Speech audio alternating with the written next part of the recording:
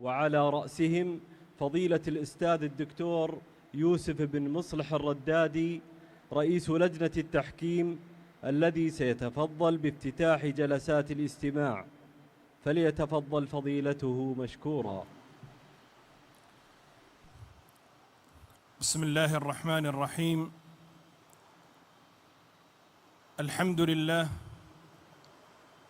لله الذي علم بالقلم، علم الإنسان ما لم يعلم، وأشهد أن لا إله إلا الله وحده لا شريك له، أنزل كتابه على النبي الأمي الملهم، وأشهد أن محمدًا عبده ورسوله، خير من عبد الله وبلغ وعلم، صلى الله عليه وعلى آله وصحبه الذين عرفوا فضل القرآن فكلهم حفظ له وعظم، وعلى من اتبع هداه واستنى بسنته إلى يوم الدين، وبارك وشرف وسلم.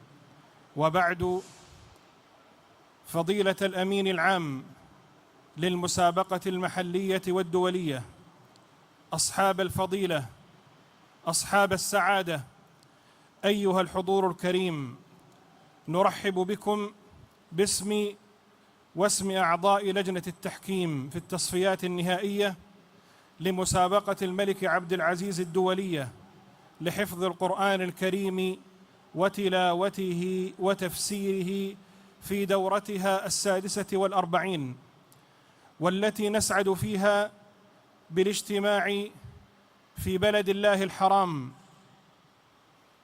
في رعاية كريمة ومتابعة سامية من مقام خادم الحرمين الشريفين الملك سلمان بن عبد العزيز، وسمو ولي عهده الأمين صاحب السمو الملكي الأمير محمد بن سلمان بن عبد العزيز ولي العهد ورئيس مجلس الوزراء، ثم بإشراف مباشر ومتابعة حثيثة من معالي المشرف العام على المسابقة فضيلة الشيخ الدكتور عبد اللطيف آل الشيخ وزير الشؤون الإسلامية والدعوة والإرشاد، امتداداً لما تشهده هذه المسابقة من حرص ورعاية ودعم واهتمام توليه حكومة خادم الحرمين الشريفين لهذه المسابقة تحديداً، ثم لرعاية القرآن الكريم وأهله بشكل عام. وإذا نظرنا إلى تاريخ هذه المسابقة نجد تاريخاً مشرفاً، فهي غرة المسابقات، وهي منارة شامخة ومعلم بارز فيما توليه حكومة خادم الحرمين الشريفين من دعم للقرآن الكريم وأهله. ونشهد بحمد الله تعالى في نسخة هذا العام 46 نشهد مشاركة استثنائية باستحداث فرع الإناث لهذا العام، حيث بلغ عدد المشاركين والمشاركات 334 متسابقاً ومتسابقة، أتوا من 133 دولة، جمعهم حفظ القرآن الكريم واحتواهم هذا البلد الطيب المبارك، يتنافسون ويرتلون كتاب الله تعالى، وكلهم فائز بما اكتنزه في صدره من هذا الكتاب العزيز. أيها الحضور الكريم، إن هذه المسابقة دليل حق وبرهان صدق على ما توليه هذه البلاد المباركة لكتاب الله تعالى من حرص ورعاية واهتمام، حتى غدت هذه المسابقة غرة ودرة مكنونة بين المسابقات القرآنية.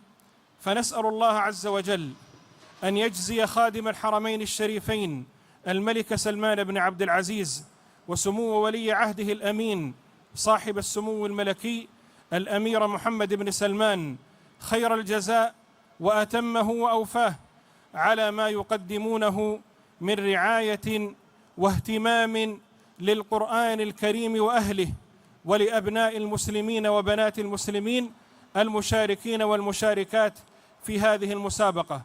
كما نتقدم بالشكر الجزيل لمعالي المشرف العام على المسابقة فضيلة الشيخ الدكتور عبد اللطيف آل الشيخ على ما يوليه من دعم ومتابعة وإشراف وتطوير حتى وصلت المسابقة إلى ما هي عليه اليوم، فلله الحمد والفضل والمنة.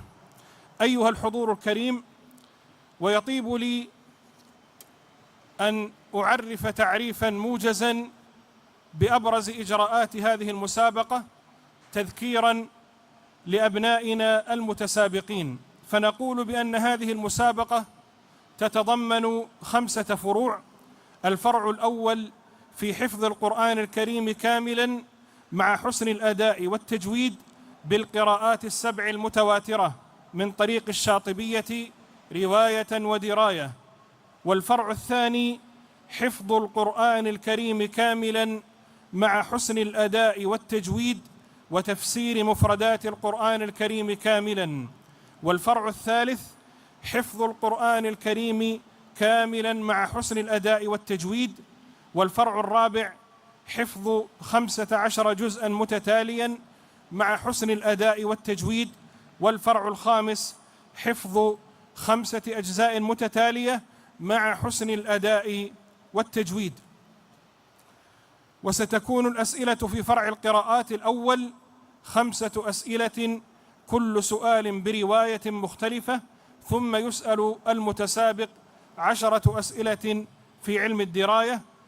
وفي الفرع الثاني يسأل المتسابق 5 أسئلة في حفظ القرآن الكريم، ثم يسأل 10 أسئلة في مفردات التفسير.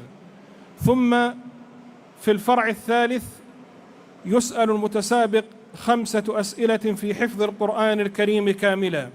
وفي الفرع الرابع يسأل المتسابق 4 أسئلة.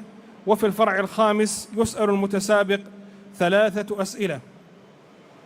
وأنبه المتسابقين الكرام على أهمية متابعة لجنة التحكيم أثناء أداء الاختبار والمسابقة، حيث يكون هنالك الفتح ويكون قبله التنبيه، فعلى المتسابق أن يتنبه للتنبيه وأن يتنبه كذلك للفتح، وأن يعنى بمعايير الأداء والتجويد.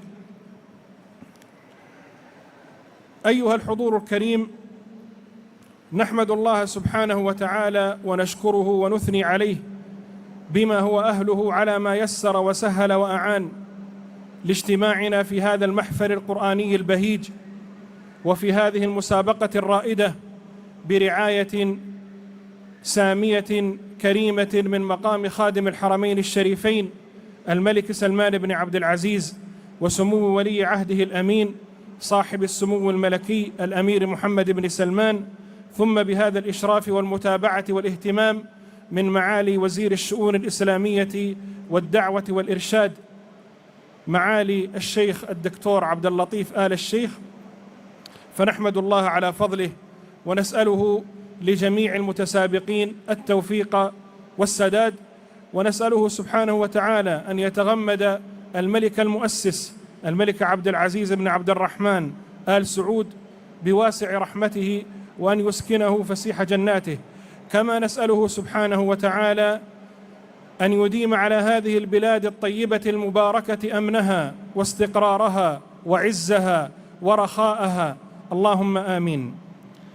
وختاما يطيب لي أن أرحب ترحيبا عاطرا بزملاء الكرام أعضاء لجنة التحكيم في التصفيات النهائية لمسابقة الملك عبد العزيز الدولية لحفظ القرآن الكريم وتلاوته وتفسيره في دورتها 46. فضيلة الدكتور يحيى بن هادي عسيري من المملكة العربية السعودية، وفضيلة الدكتور رضا ميلود قارة من جمهورية الجزائر، وفضيلة الدكتور إكمال زايدي من مملكة تايلاند، وفضيلة الدكتور محمد باري من دولة غينيا. وأسأل الله عز وجل للجميع التوفيق والسداد، والحمد لله الذي بنعمته تتم الصالحات. وصل اللهم وسلم وبارك على نبينا محمد وآله وصحبه.